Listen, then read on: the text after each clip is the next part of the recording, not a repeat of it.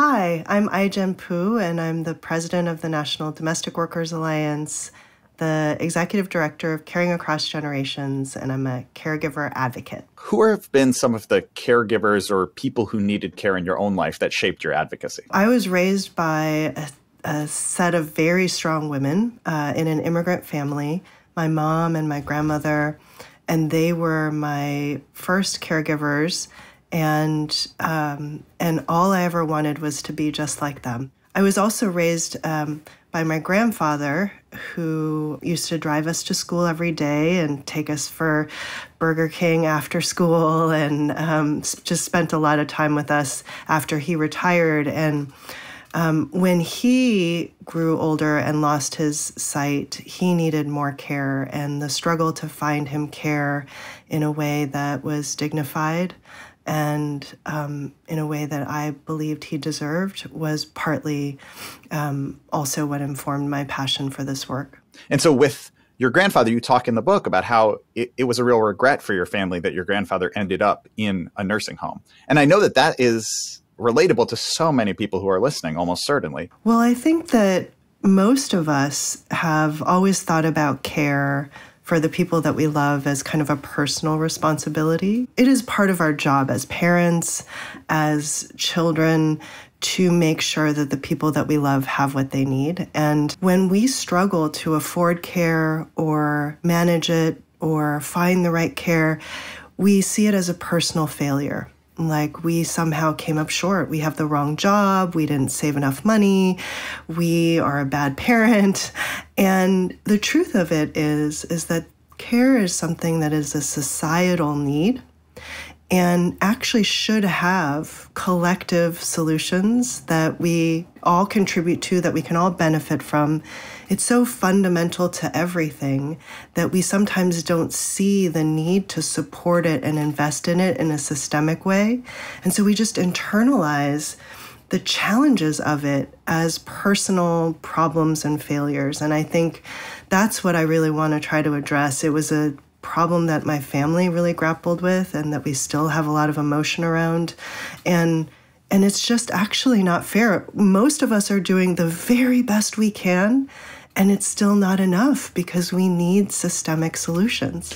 I've heard you call it the work that makes all other work possible. Yes, care is it is that first investment that we make that allows for everything else to function in our society and in our economy. And that is exactly true. And in fact, in COVID, what we saw was when everything went on lockdown and all the daycare centers closed and the schools closed and the nursing homes went on lockdown, we all found ourselves in this crisis and had to figure out how we were going to care and work in this new environment. It pushed 4 million women out of the workforce in a span of 2 months, largely due to caregiving challenges. I mean, that's how fundamental it is. And 1 million of those women still haven't returned to work because we still have huge gaps in childcare infrastructure. And a lot of us are struggling to afford the care that we need still. So yeah, it's an ongoing challenge. And I think we need to think about it as this kind of fundamental infrastructure that a 21st century society needs. You talk about how a lot of times people feel this personal guilt when they either can't afford the right kind of care or they feel like they're not providing it themselves because they're not trained or it's just overwhelming. You know, you talk about your aunt feeling like that, but you also talk about how this is like one of the most common feelings for caregivers, and also the most guilt-inducing is this, like, I wish it would just end, even if that meant that this person that I'm caring for would get to the end of their life faster. And I know that that's something that people do not talk about openly, that kind of feeling. And yet it's extremely common and relatable. So I wonder if someone is listening to this and they're in the midst of caregiving and they're feeling like that, of like, this is just so overwhelming. I can only imagine how my life can improve once this is over, and which often means a loved one passing away. What would you say to them? I would say it's so natural and that caregiving is so challenging and everyone underestimates it. Whether you're caregiving for a family member or a loved one or you're doing it as a professional, unless you're in it, people don't really see or understand how challenging it can be emotionally and physically and otherwise. And if you're feeling burnt out, if you're feeling stressed out, that is actually the experience of tens of millions of people around the country. You are not alone. And the thing that we always say is that just like they say it takes a village to raise a child, it takes a village, period. And one of the things we really encourage people to do is to actually intentionally build your care squad, to recognize and embrace that this is one of the most, the act of caring is what makes us human.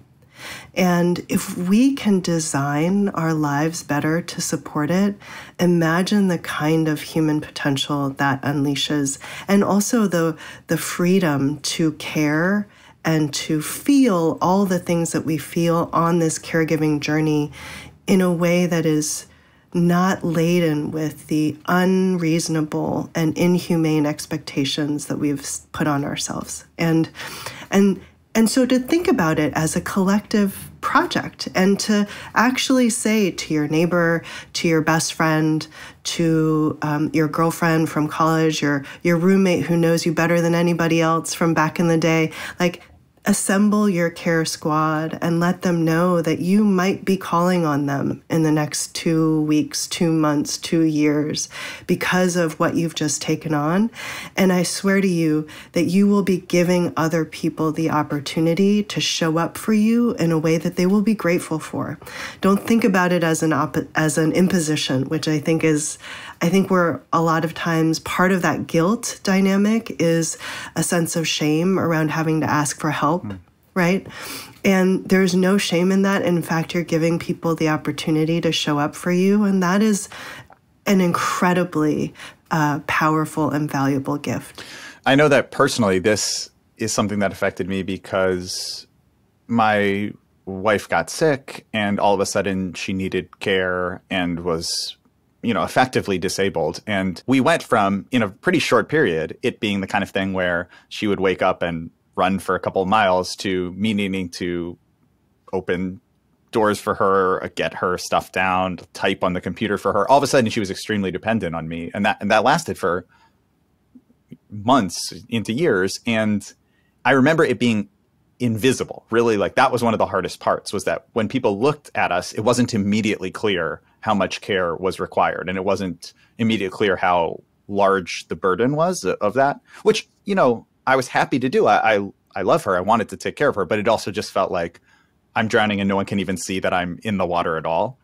And when I finally started telling people about it, I'll remember for the rest of my life that a friend just sent like a box of frozen tamales to our house. And it was like just not having to cook for a few days and being like, we can just eat these and it's delicious. And more than that, just being like seen by someone who understood. That's right. I really can understand that piece of it now in a way I couldn't before at all. And you know what? I bet there's so many people, especially who are caring for loved ones with long COVID, which is going to be something we're dealing with forever. That's the thing about disability, is that it can happen at any moment to any of us. And it's also part of being human. When we think about this through the lens of aging or disability, the thing we always forget is that aging is actually living. Developing a disability is actually living. It's changed an aspect of your life, but you are living. And you simply need to design your life differently. And that's all it is. And for a caregiver of someone with a disability or someone who is aging, you also, because we're human and we're interdependent, need to start designing your life differently. And so for you to have the courage to say to people, like, this is what's happening. You can't see it, but it's really real for me and for my wife. And then what that does in terms of what it invites, the love, the care, that is all life-enhancing, life-giving. And it is an experience you wouldn't have had otherwise, and a connection you wouldn't have had with the people in your life otherwise. And what a gift. At least in North America, we have this culture that really wants to pretend that normal is health and ability and ease and comfort.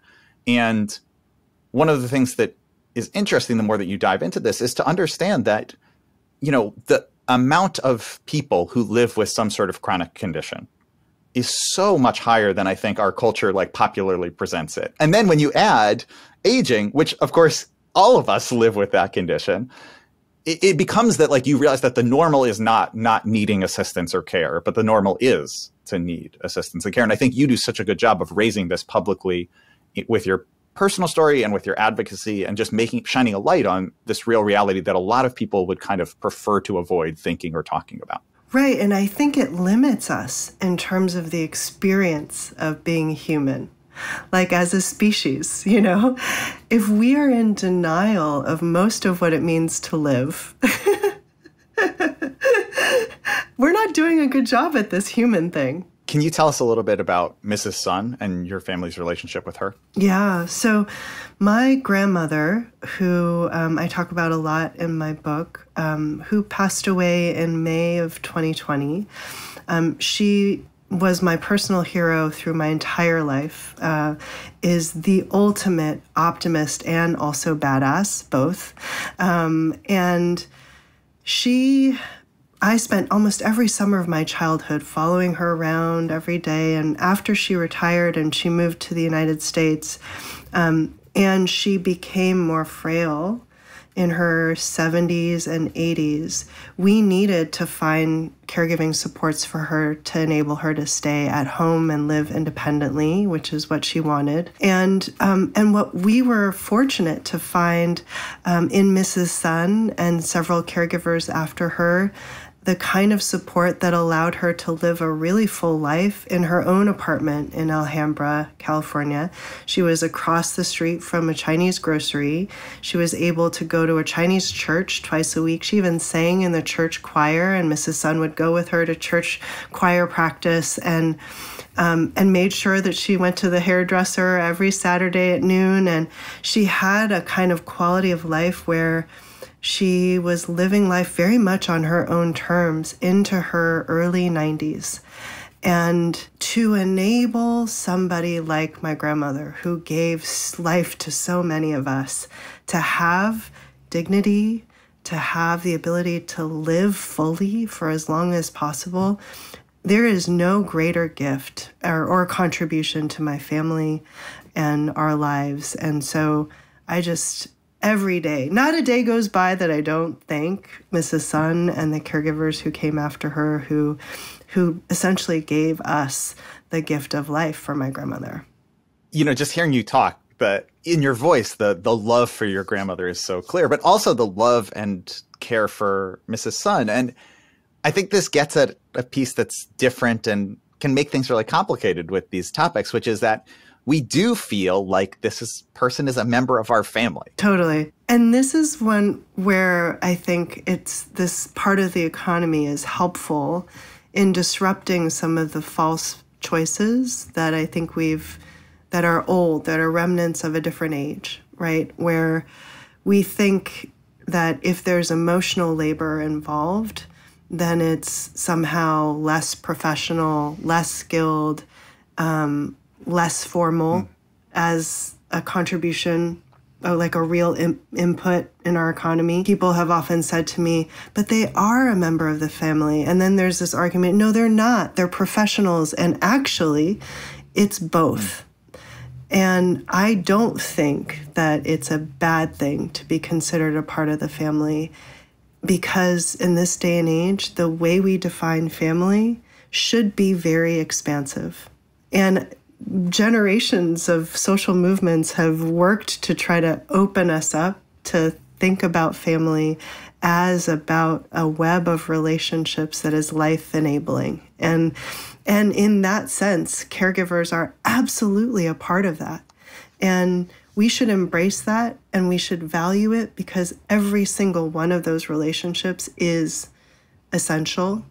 And it doesn't mean that they're not also professionals and workers who should be able to have a level of respect and be able to expect things like paid time off and benefits and the ability to earn a living that's dignified And the two things are what we have to work out and design for in the 21st century, honestly. It was very eye-opening to me in your book to learn about the history of why home caregivers are not covered by the same worker protections that someone who works in, say, a factory or a white-collar office are. Yeah. I think it's so it's so revealing of our kind of system for how we value things in society, that the person who takes care of our loved one who raised us, like a parent or a grandparent, is paid about a third of what, say, a personal trainer is paid, if that. You know, I mean, we're talking about an average, home care workers make on average $20,000 per year. So the people that we are counting on to take care of us can barely take care of themselves, let alone raise a family on the income that they earn. And it is the most fundamental input. So without it, nothing else really is possible, right? Especially when we think about childcare and the whole care across the spectrum of life. And yet it's valued at the bottom of our economy. And there has to be a clear history for that. And there is, when you pull back the onion or the curtain, peel back too many metaphors. Yeah. Onion, it's a curtain made of onions. I understand. Yes, exactly. That, you know, it's true. The history of how this work became devalued in our laws is deeply tied to the history of slavery and racism in our country. And essentially the story goes that in the 1930s, at this really pivotal moment in our nation's history where there were these big labor movements growing across the country, coming out of a time of crisis of the Great Depression, FDR has a vision for a new social contract, including kind of these fundamental labor protections that would establish rights for workers, everything from the right to a minimum wage to the right to form a union and collectively bargain for better conditions in your workplace. And Southern members of Congress, Southern Dixiecrats, refused to support those New Deal labor laws if they included equal protections for farm workers and domestic workers who were Black at the time and who were they wanted to maintain a kind of plantation, racially organized economy in the South and did not want Black workers to have equal protections to other workers. And in a concession to those Dixiecrats, Congress passed the Social Security laws, the minimum wage laws, the collective bargaining laws, explicitly excluding domestic workers, including the home care workers who were called companions at the time, who were taking care of the elderly. And it literally wasn't until the Obama administration that that exclusion got addressed. Up until the Obama administration, it was perfectly legal to pay a home care worker less than the minimum wage in a whole bunch of states in the country. I'm curious to kind of talk about this from a few different angles. So maybe let's start with that angle of you are having someone work in your home. You may not think about yourself as an employer, but you actually are. So you started an organization, or would you call My Home as Someone's Workplace an organization? Yeah.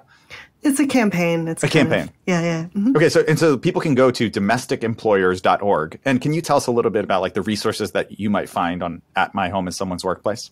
Yes, I'm so glad that you're pointing that out, because now in particular, I get so many questions about, do I offer a bonus, and what do you do about holiday vacations and things like that at the end of the year? And so on this website, domesticemployers.org, you'll find sample agreements, you'll find guidelines for having a conversation about working conditions, you'll find guides to things like paid time off, or health insurance, or holidays, bonuses.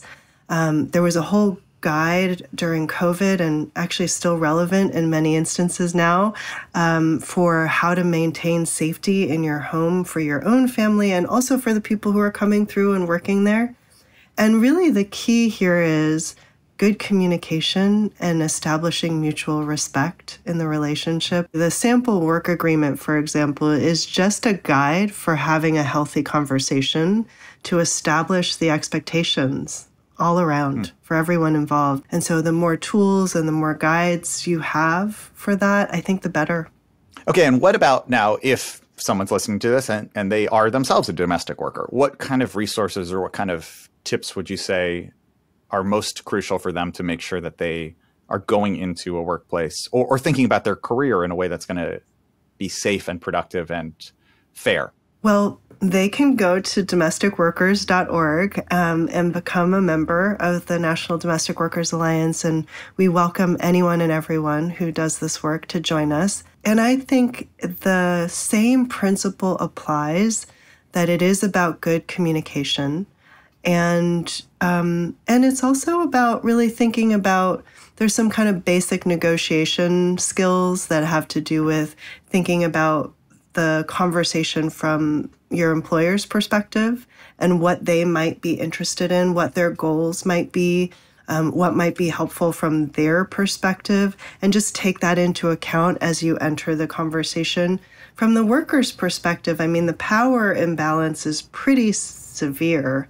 If you think about it, you're isolated in the workplace and you really don't have any job security. Every time you ask for something more, you are in some ways risking the future of your job.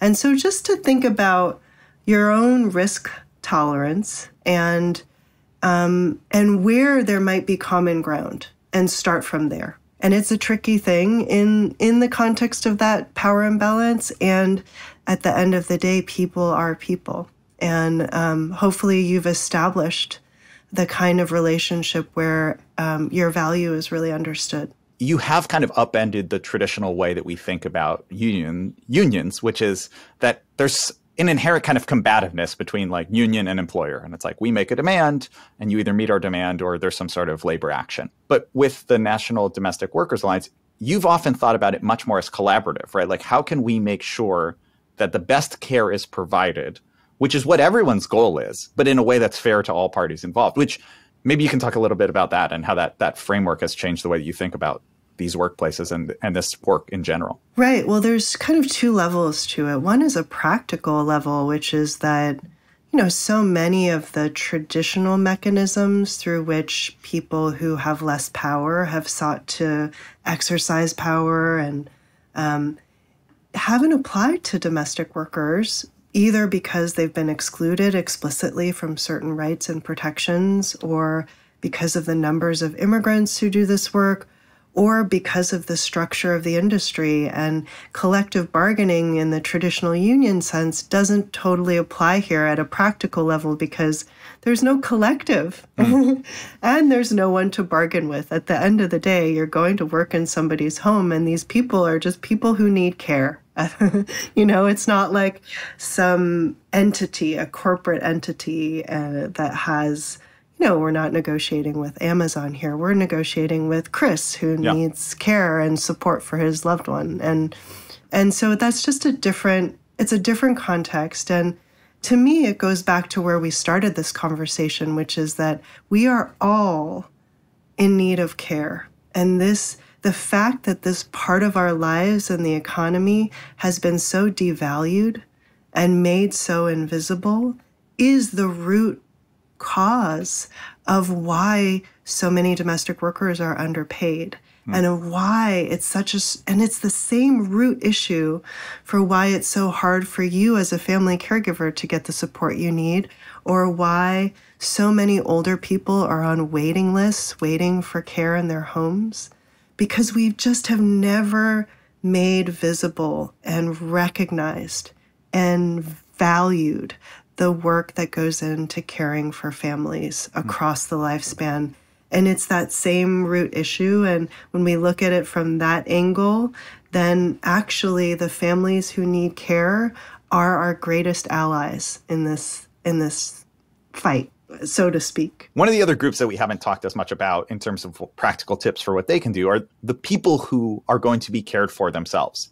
And one of the ways that you've thought about framing that conversation of what we want our own care to look like as we get older are these 5 wishes for aging with dignity. The 5 wishes let your family and your doctors know who you want to make healthcare decisions for you when you can't make them, the kind of medical treatment you want or you don't want, how comfortable you want to be, how you want people to treat you, and what you want your loved ones to know.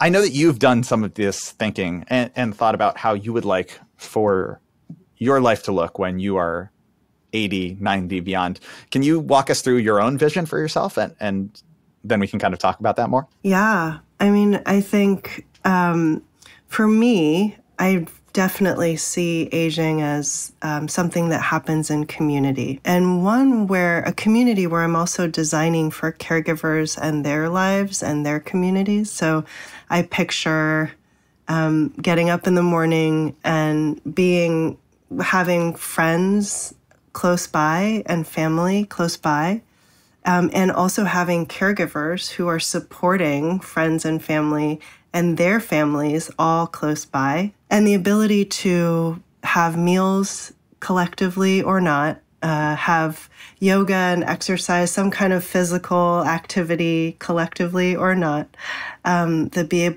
ability to continue to learn and to connect with others across generations. There's a beautiful model for an elder care facility in Hawaii that has a child care center built in. And so there's all this kind of intergenerational activity that creates so much dynamism and life in that facility. So I think it's like a very connected aging process is what I imagine. And I think for everyone, it's a little different. I mean, some people are more introverted and want less people in their lives. And I think, one of the things I did on my book tour is actually invite people to have the conversation with their loved ones, not during a time of crisis where you're kind of doing triage, but in a time when you feel a little bit more spaciousness and a little bit of just kind of like gratitude that everybody's generally healthy and in a good place, you can have a conversation about this vision. Like, what would it look like to have the care that would enable you to feel joyful and supported as you age, right? What would that look like? What would that feel like? And have that conversation in an intergenerational way. It is actually, because we don't tend to think that way or associate care with something positive in our lives, it's often associated with something bad happening. It can be a really transformative conversation. I encourage it. Maybe this is just my family, but weirdly, it's more common in my family, at least, to have a conversation about what you would want your funeral to look like than what you would want your life to look like. I want to be cremated, or I want to be buried, or, my dad is really into mountain climbing. So he keeps saying that what he wants is to be chopped into small pieces and fed to eagles on the top of a mountain, which we've had to say, that's not going to happen. We're not going to, it's great that you want that, but we're not doing that. That is very specific. It's very specific. But I think my point, aside from he's not going to get chopped up and fed to eagles piece, is it is this conversation that kind of sometimes people feel scared or depressed or anxious about saying, like, here's what I would want to happen to me when I can't fully take care of myself. Yeah. And it shouldn't be. I think we should normalize it. That's so much of this whole thing is about what we start to normalize disability, normalize aging, normalize caregiving, normalize the conversation about caregiving. All of these things, I think, are remnants of social norms of a different era. And we should just leave them behind and get excited about our future of living longer. Like, if we get excited about our future of living longer, then we can actually think about, so what can we put into place to make sure that we are living well as we live longer? You've thought a lot about caregiving from a policy perspective and the policy interventions and the laws and the ways that we should structurally think about elder care and the coming elder boom. What are you thinking about now? What is now in your mind, and what are the pieces that you're working on intellectually around this? Well, the book came out in 2015, and it's been a few years now. And we've had a global pandemic in the middle of it, or since then, and it's kind of created the biggest opening of I think, generations to address these issues and to make a shift. And especially because I think we all had this awakening during COVID about just how essential care is. And I think we started to connect the dots between the pressures of childcare and the pressures of elder care, and how we as people and as intergenerational families need to support these roles in our lives in a different way. So I feel like I finally have attention on the part of our lawmakers and our culture makers, and more people are starting to talk about their caregiving experiences. There's a whole phenomenon on TikTok of caregivers sharing their stories, and it's just like, it's a beautiful thing that we are starting to have the conversation we need to be having about caring and caregiving in our culture. And so I'm trying to take this opening and rush through it with all the policy solutions at the federal level, at the state level, trying to get every candidate who wants to run for office to think more about how they would start to support caregiving for families in a whole new way, and to start to see that it's actually a political winner to champion care, childcare, paid leave, long-term care, and to essentially create a new set of norms in our culture where we support caregiving in a whole new way. So that's what I'm trying to figure out, is how do we take this opening and make it translate into real change in people's lives? I know that there are people who listen to this podcast outside of the US and in other places in the world. And a lot of the issues around caregiving and the power imbalances also have to do with immigration, and that often people are undocumented, or they are trying to get established in a new country and they're somewhere else away from their family. Absolutely. So one of the things that has become very clear is that most developed countries are going to have an unprecedented, a very large older population to care for. And most of those countries are not in a position to provide that care without immigrants. And so we've got to do two things, because we're in a country like the US, but really throughout the developed world, is we're having a hard time sustaining the workforce that we currently have to care for a growing aging population, because the quality of jobs is so poor. The wages are so low, there are no benefits, no job security, and really not the recognition that this work is difficult, skilled work and deserves the support and investment. And so we've got to improve the quality of jobs. And I think that alone may not be enough. I think caring in the future is going to be an all-hands-on-deck situation. And governments who want to be ahead of the curve would do very well to think about immigration programs that both allow for immigrants who are currently living within those countries to legalize their status, to get into a trajectory of being able to enter the professional care workforce to help solve for the care crises that exist in these countries. And there should probably be humane future flow immigration programs to these countries where workers who come from other countries to help meet the caregiving needs of those countries are able to have fair and equal protections as they do that work and contribute, and ideally have the ability to bring their families with them.